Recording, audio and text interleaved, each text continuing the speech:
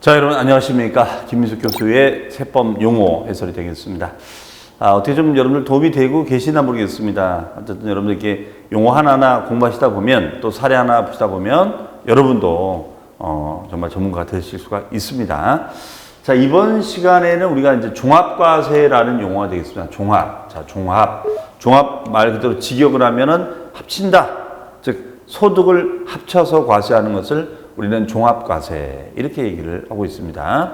다시 말씀드리면 저나 여러분 우리 개인은 여러 가지 활동을 하죠. 뭐 직장을 다닐 수 있고 또 아니면은 여러분들 부업으로 무슨 사업을 카페를 하시든 음점을 하는 분도 요새 많이 계시더라고요.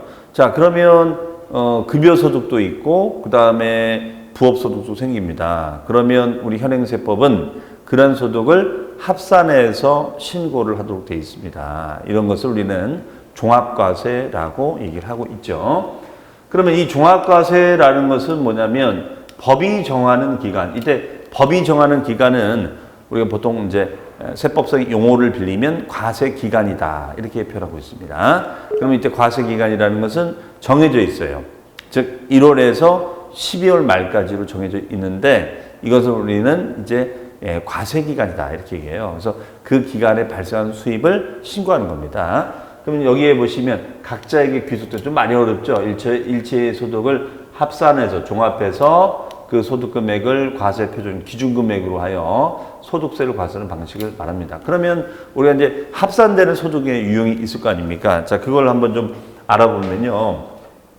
일단 여러분들 우리가 예금이라든가 적금에 가입을 하잖아요. 그럼 예금이나 적금에 가입하면은 뭐가 나오죠? 네, 이자가 나옵니다.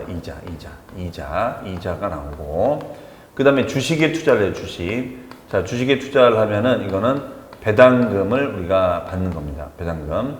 그 다음에 이제 우리가 각종 사업을 하는 거죠. 뭐 부동산 사업이라는 것은 뭐 중개업도 있고, 매매업도 있고, 건설업도 많이 있는데, 이런 각종 사업, 자영업 등을 하면은 우리가 사업소득이 생기는 거죠. 그 다음에 이제 여러분들 직장을 다닙니다. 직장을 다니면 뭘 받습니까? 급여 등을 받죠. 그러면 급여 등을 받으면 이것은 우리는 근로소득이다 이렇게 얘기를 합니다. 그 다음에 이제 연금 생활을 하는 거죠. 그럼 우리가 연금 생활하면은 연금 소득이 생기고, 그 다음에 기타 소득이라는 것은 이거는 일시적이고 우발적으로 발생하는 소득이에요. 그래서 일시적이고 우발적으로 발생하는 소득은 합산해서 우리가 다른 소득과 신고할 수 있습니다. 그러면 여기서 이자부터 출발해서 우리가 기타까지 소득이 생기면 이거를 합산하도록 되어 있습니다. 그러면 뭐 합산되면 좋아지는 거냐? 아니요, 안 좋습니다. 우리 현행세법은 합산되면 될수록 세금률이 이렇게 올라가도록 되어 있거든요. 그렇기 때문에 이것을 우리는 종합과세다라고 지칭하고 있습니다.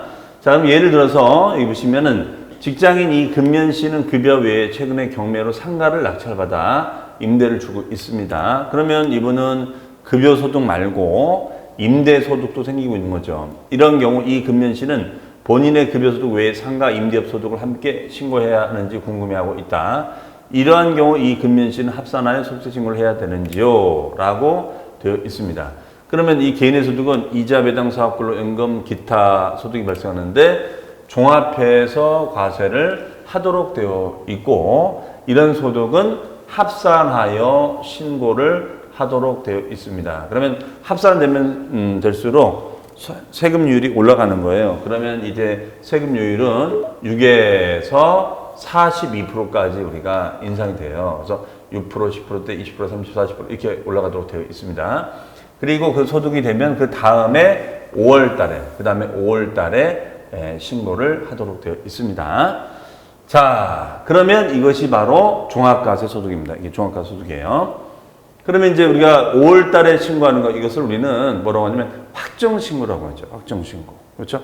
세금을 확정해서 신고한다. 이거예요. 그러면 이런 확정신고는 언제까지 이제 해야 되는지 그 부분을 또 살펴보도록 하겠습니다. 자, 우리 소득세의 경우에는 이제 납세문자, 보통 이제 저나 여러분은 납세문자 중에서도 거주자에 해당이 돼요. 그러면 이 거주자 용어 우리 했었거든요. 거주자라는 것은 국내에 주소를 두고 있거나 또는 183일 이상 거소를 둔 자를 말한다. 이렇게 돼 있는데 그러한 거주자가 되겠을 때는 언제부터요? 1월 1일부터 12월 며칠까지 31일까지의 소득을 종합해서 우리가 다음에 언제까지 5월 1일부터 5월 31일까지 관할 세무서에 신고하도록 되어 있습니다. 그러면 이때 그 관할을 정해주는 기준 장소가 있는데 그 관할을 정해주는 그 기준 장소를 우리는 주소지로 하고 있죠. 주소지 세무서, 주소지가 되겠습니다. 주소지 세무서에 신고하도록 되어 있습니다. 이것을 우리는 확정신고다 이렇게 얘기합니다. 자, 그 다음에 이제 여기 보시면 이런 우리가 잘 생소한 용어가 나옵니다. 그러면은 이런 확정신고를 5월 달에 함과 동시에 개인 소득자는 확정신고에 대한 개인 소득세를 우리가 납부해야 된다. 그러면 예를 들어서 자, 우리가 상가 임대부를 합니다. 요즘 그 상가는 수익형 부동산이라고 얘기하죠. 임대 수익이 나오는 상가라든가 오피스텔이라든가 아니면 도시형 생활주택 이런 것들을 말하는 거죠. 자, 이런 상가 임대업을 영위하는 이 투자시는 1년 동안 받은 임대 수입에 대해서 사업소득세 신고를 해야 하는데 언제까지 신고를 해야 하는지요? 라고 됐습니다. 그러면 1월 1일부터 12월 말까지 받은 수입을 말하죠. 그런 1년 동안 받은 상가 임대 수입, 1년 동안 받은 상가 임대 수입에 대해서는 확정 신고는 언제까지냐? 이거는 이제 해를 넘기는 거예요. 해를 넘기면 다음에 5월 1일부터 5월 말까지 우리가 신고 납부를 할 수 있다라고 되어 있어요. 언제까지요? 다음에 5월 1일부터 5월 말까지 우리가 확정 신고를 하도록 되어 있습니다. 자, 그러면 다시 한번 좀 정리해 보겠습니다, 여러분들. 우리가 그 개인의 소득은 우리 보통 요즘 활동들 많이 하잖아요. 투자, 쓰리잡 많이 뛰지 않습니까? 그렇죠? 자, 그렇기 때문에 이런 소득이 여러 군데 방면에서 발생이 되면 그 소득을 합산해서 신고하도록 되어 있다. 이런 얘기예요. 그런 걸 우리 이제 종합소득이라고 하는 것이고, 그렇게 과세하는 방식을 종합과세다. 이렇게 얘기합니다. 그러면 보편적으로 아마 여러분들 이 강의를 듣는 분들은 직장들을 많이 다니실 거예요. 그러면 직장을 다니면서 급여소득이 생기면 요 급여소득은 보통 연말정산으로 끝나는 건데, 연말정산으로 끝납니다. 연말의 정산. 그런데 이제 이분이 부업을 또 하고 있었던 거예요. 사업자 등록을 해서. 그랬다면은 이 5월 달에 1년이 끝나고 나서 다음에 5월 달에 이 사업 소득을 추가로 신고를 더 해야 됩니다.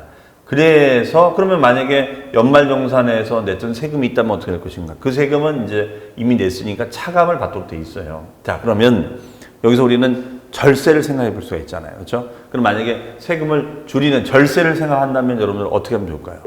그렇죠? 한쪽으로 소득이 몰리면 내가 불리해지는 거니까 이 명의를 분산해서, 그렇죠? 명의를 분산해서 소득을 분산시키고, 소득을 분산시키면 세금률이 떨어지겠죠? 그럼 세금이 좀 줄어들 거 아니에요. 그렇죠?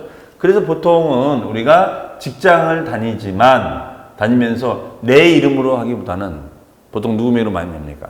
그렇죠. 배우자 명의로도 많이 합니다. 그렇죠? 이것도 하나 이제 방법이 되는 거죠. 그래서 만약에 결혼하신 분들은 이거를 배우자 명의로 어떤 사업자 등록을 해서 하는 것도 하나의 방법이 될 수 있겠죠. 그러면은 배우자하고 같이 공동사업 투자를 하게 되면 소득의 분산 효과가 생기거든요.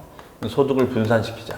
이게 가장 큰 절세 방법이에요. 종합과세에서 가장 좋은 절세 방법은 소득을 분산시키고 분산시킬 수 있는 명의자를 찾자. 그렇죠? 그럼 만약에 배우자가 없는 분들은 결혼하셔야죠. 그래서 은근히 이 세법은 결혼을 하면, 즉 혼인을 하면 되게 좋아요. 왜? 이 배우자가 되면 굉장히 절세 효과를 누리는 데 도움이 되거든요. 이 배우자 때문에. 징여를 해도 제일 공제를 많이 받고요. 또 배우자 때문에 연말정산 소득공제도 제일 많이 받고, 상속을 해도 그렇습니다. 그렇기 때문에 이 배우자를 잘 활용하시면 절세가 될 수가 있습니다. 자, 정리해서 이제 말씀 좀 드리겠습니다. 우리가 개인의 소득은 다양한 소득이 있을 수 있는데 그 소득은 합산해서 하는 것을 우리는 무슨 과세라고요? 종합과세라고 하는 것이고, 특히 사업소득이나 근로소득은 종합과세됩니다. 다만 그런 소득은 1년치 소득을 모아서 그 다음에 몇 월 달이요? 그렇죠. 5월 달에 주소지 세무서에 가서 신고하는 것을 우리는 확정신고다 이렇게 얘기를 한다는 것이죠. 자, 오늘 이 종합과세라는 용어하고 확정신고라는 용어 배웠습니다. 특히 5월달에 종합소득세 신고달입니다. 그래서 아마 안내문들을 받는 분들 계실 텐데요.